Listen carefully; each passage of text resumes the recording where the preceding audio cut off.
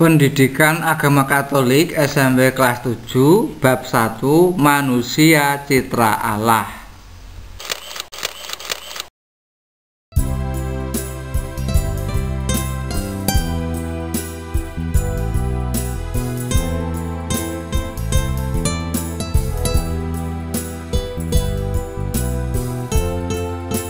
Untuk memulai pelajaran, mari kita berdoa terlebih dahulu.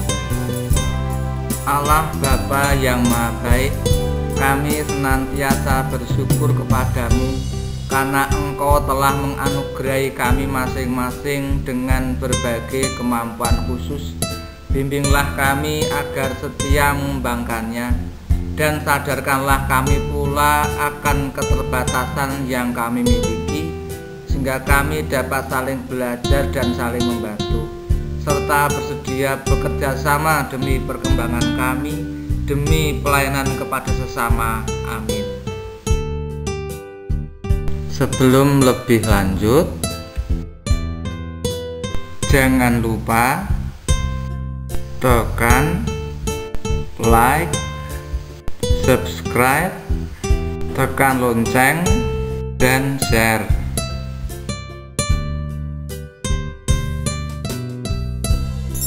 Penjabaran bab 1 Manusia Citra Allah. Aku citra Allah yang unik. Tugasku sebagai citra Allah. Aku memiliki kemampuan. Kemampuanku terbatas. Syukur sebagai citra Allah.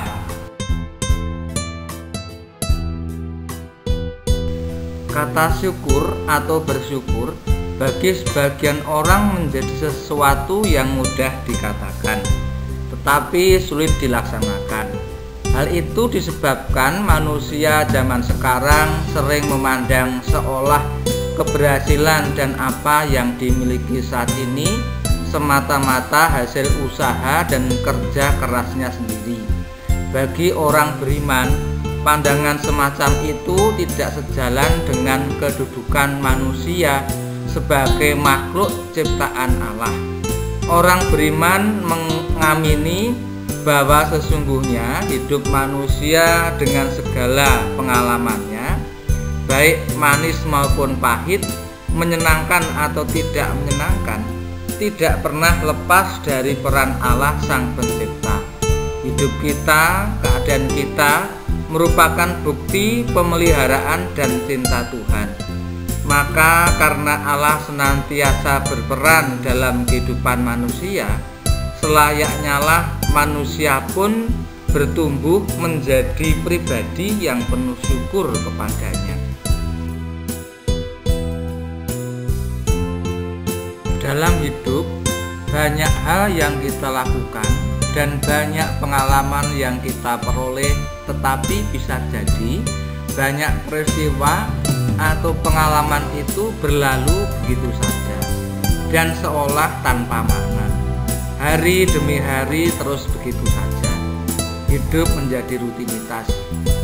Ada baiknya sesekali kamu melihat kembali, merefleksikannya dalam hening. Maka di saat itulah kita dapat melihat kehadiran Tuhan lewat pengalaman tersebut yang akan mendorong kita untuk bersyukur. Kenyataan tersebut dapat kamu petik dari kisah berikut.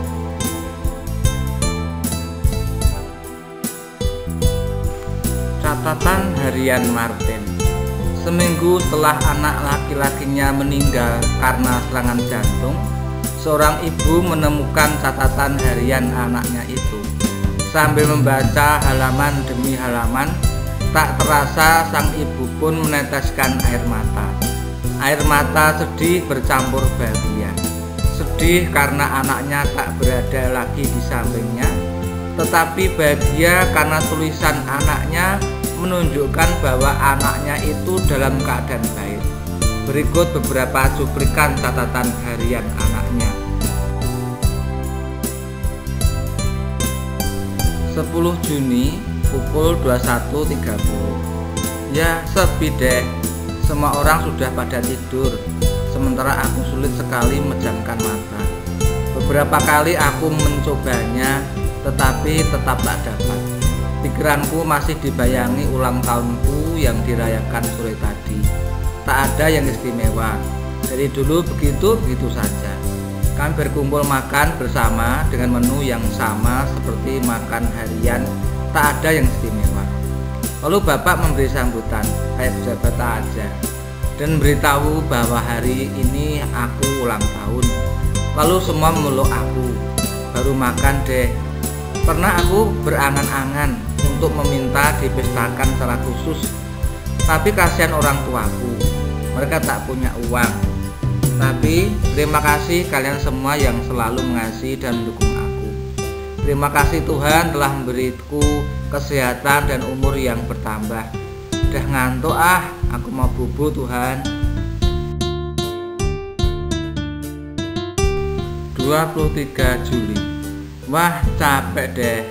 Saya beruntung dapat berlibur bersama teman-teman. Baru pertama kali saya liburan bermain di pantai. Luar biasa indahnya menatap langit saat matahari terbenam.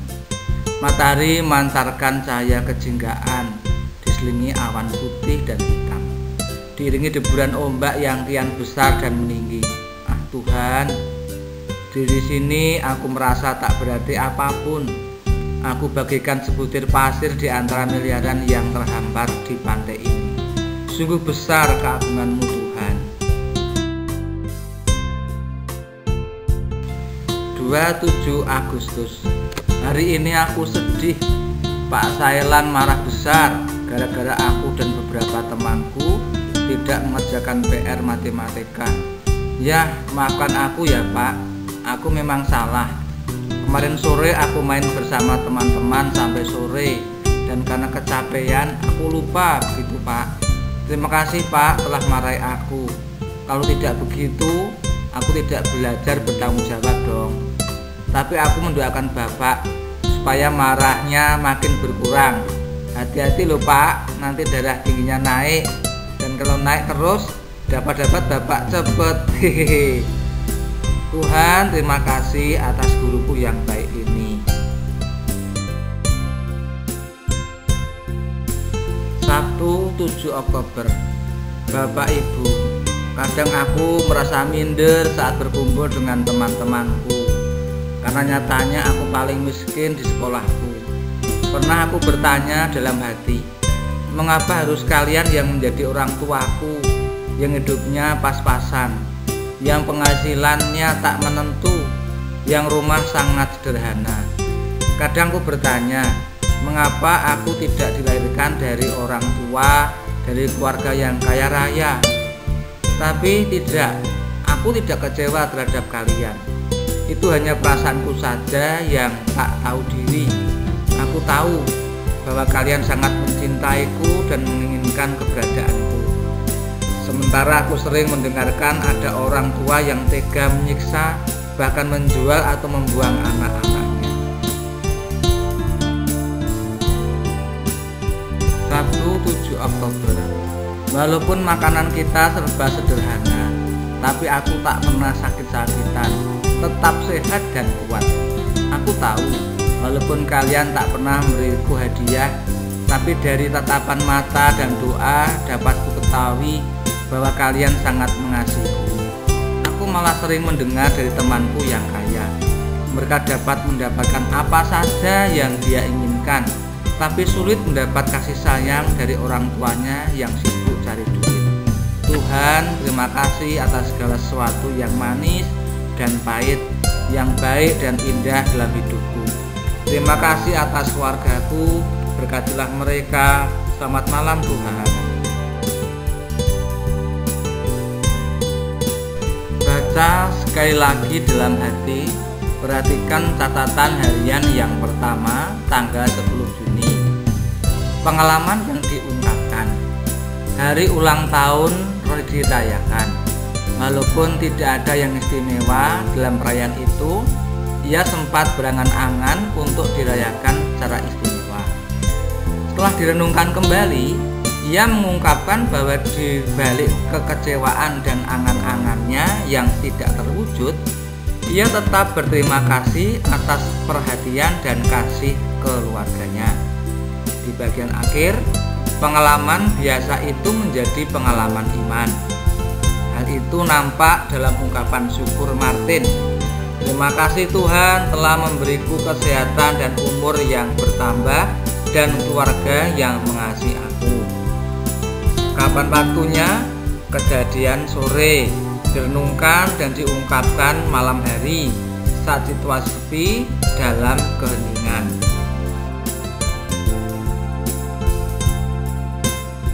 Mari berlatih menganalisa satu bagian dari catatan harian Martin dengan cara yang sama seperti contoh di atas.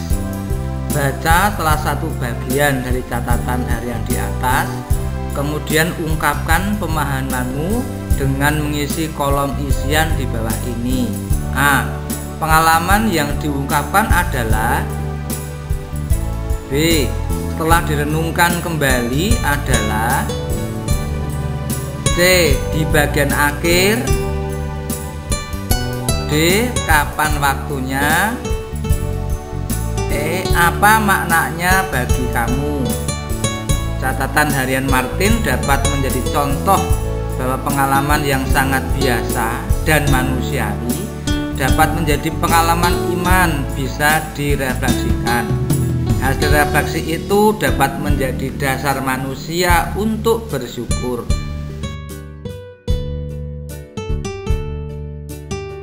Gereja mengajak kita untuk senantiasa bersyukur karena hanya manusia yang mampu bersyukur.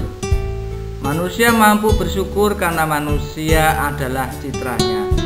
Allah telah membekali manusia dengan akal budi dan hati nurani serta roh. Semua itu memampukan manusia untuk senantiasa mencari Allah dan mengarahkan hidup sesuai dengan kehendak Allah.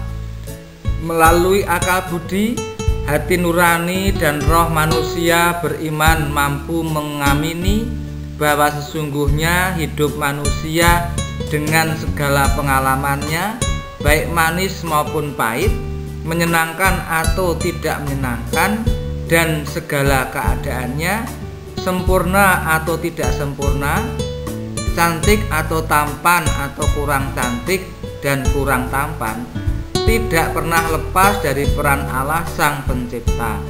Hidup yang kita alami apapun keadaannya merupakan bukti pemeliharaan dan cinta Tuhan. Maka selayaknya manusia pun bertumbuh menjadi pribadi yang penuh syukur kepadanya.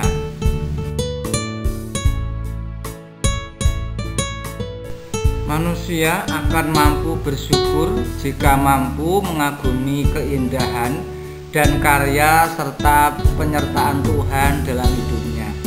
Mengakui bahwa apa yang dilakukan Tuhan tersebut sebagai cara Tuhan mencintai dirinya. Mengungkapkan dengan ibadah dan mewujudkan syukur dalam hidup sehari-hari melalui tindakan.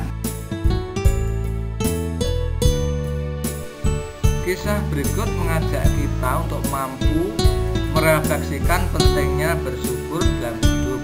Baca, rasakan, dan temukan makna kisahnya. Ke-10 orang kusta, Lukas 17 ayat 11 sampai 19. Dan perjalanannya ke Yerusalem, Yesus menyusur perbatasan Samaria dan Galilea. Ketika ia memasuki suatu desa, datanglah 10 orang kusta menemui dia. Mereka tinggal berdiri agak jauh dan berteriak, "Yesus, Guru, kasihanilah kami." Lalu ia memandang mereka dan berkata, "Pergilah, perlihatkanlah dirimu kepada imam-imam."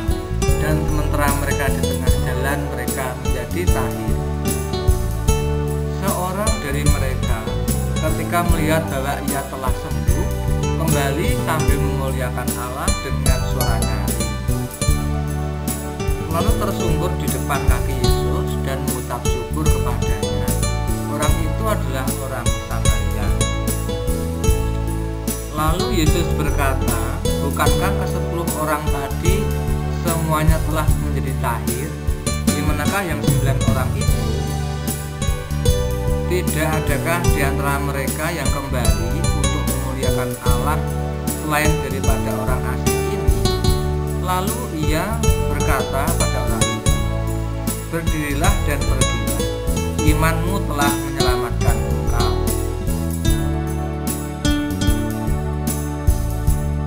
Coba perhatikan teks tersebut dengan cermat, lalu telusuri beberapa hal berikut.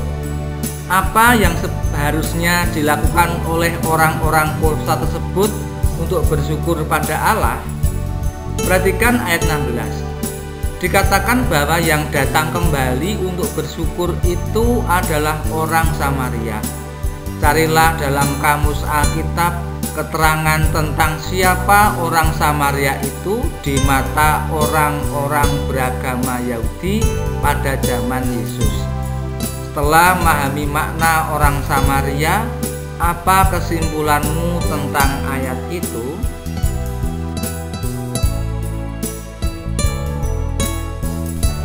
Di atas sudah dijelaskan bahwa rasa syukur dapat diungkapkan melalui ibadah dan diwujudkan dalam tindakan. Diskusikan dengan teman-temanmu beberapa hal berikut. Rasa syukur dapat diwujudkan dalam bentuk ibadah dan doa. Kapan sebaiknya kita berdoa? Apa yang seharusnya mendorong kita berdoa? Rasa syukur dapat diwujudkan dalam tindakan nyata sebagai tanggapan atas kebaikan Allah. Tuliskan contoh tindakan tersebut.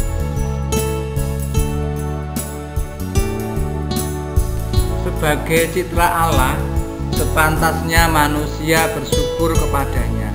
Manusia akan mampu bersyukur bila mampu mengagumi keindahan dan karya serta penyertaan Tuhan dalam hidupnya. Mengakui bahwa apa yang dilakukan Tuhan tersebut sebagai cara Tuhan mencintai dirinya. Mengungkapkan dengan ibadat dan mewujudkan syukur dalam hidup sehari-hari melalui tindakan. Kisah 10 orang kusta yang mengalami penyembuhan atas penyakitnya memberi pesan agar kita senantiasa bersyukur atas apapun yang dilakukan Allah terhadap diri kita. Kita diajak untuk tidak melupakan kebaikan Tuhan. Rasa syukur dapat diungkapkan melalui ibadat atau doa. Oleh karena itu, sesungguhnya ibadat atau doa bukan lagi kewajiban, melainkan kebutuhan untuk mengungkapkan rasa syukur itu. Selanjutnya, rasa syukur itu sebaiknya diwujudkan melalui tindakan nyata dalam hidup sehari-hari seperti berikut: menolong sesama yang menderita, berusaha hidup lebih baik, memelihara kehidupan itu sendiri, misalnya dengan menjaga kesehatan, kebersihan, menjauhi obat-obatan, menjaga kehidupan orang lain, seperti yang dilakukan Suster Teresa yang nolong orang-orang miskin dan terbuang.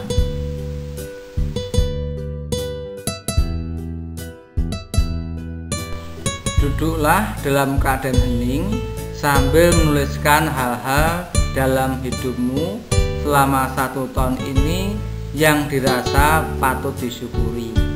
Mungkin berupa kekaguman tentang apa yang ada dalam dirimu, atau berbagai pengalaman yang berkesan, menyenangkan atau menyedihkan, mungkin tentang apa yang pernah kalian lihat dan sebagainya.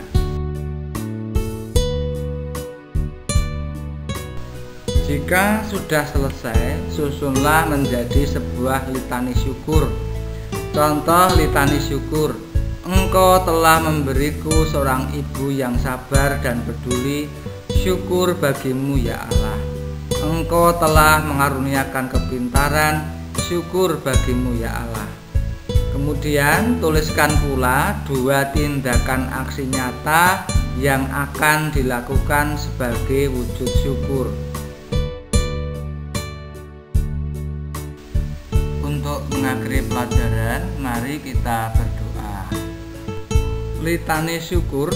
Cuplikan dari puji syukur nomor 154. Allah yang Maha Pengasih dan Penyayang, kami bersyukur kepadamu karena karya-karyamu yang agung di tengah kami. Syukur karena sifat-sifat Allah. Engkau Maha Agung, syukur kepadamu. Engkau Maha Kudus, syukur kepadamu. Engkau Maha Baik, syukur kepadamu. Syukur karena alam semesta. Kami bersyukur kepadamu karena langit dan bumi, syukur kepadamu. Karena matahari, bulan, dan bintang, syukur kepadamu.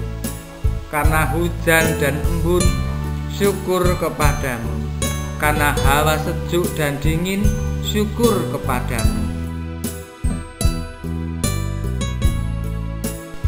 Syukur karena jemaat dan pelayanannya. Kami bersyukur karena keguyuban jemaat, syukur kepadamu. Karena para pewarta Injil, syukur kepadamu. Karena para imam, syukur kepadamu. Syukur karena keluarga. Kami bersyukur kepadamu karena orang tua, syukur kepadamu. Karena sanak saudara, syukur kepadamu. Karena sahabat dan handai tolan, syukur kepadamu. Syukur karena aneka pengalaman. Kami bersyukur kepadamu. Karena keberhasilan, syukur kepadamu. Karena kegagalan, syukur kepadamu. Karena suka dan duka, syukur kepadamu. Syukur karena sejarah keselamatan. Kami bersyukur kepadamu. Karena Engkau telah menciptakan kami, syukur kepadamu. Karena telah memelihara kami, syukur kepadamu. Karena telah menyelamatkan kami, syukur kepadamu. Kemuliaan kepada Bapa dan Putra dan Roh Kudus, seperti pada permulaan, sekarang, selalu, dan sepanjang segala abad. Amin.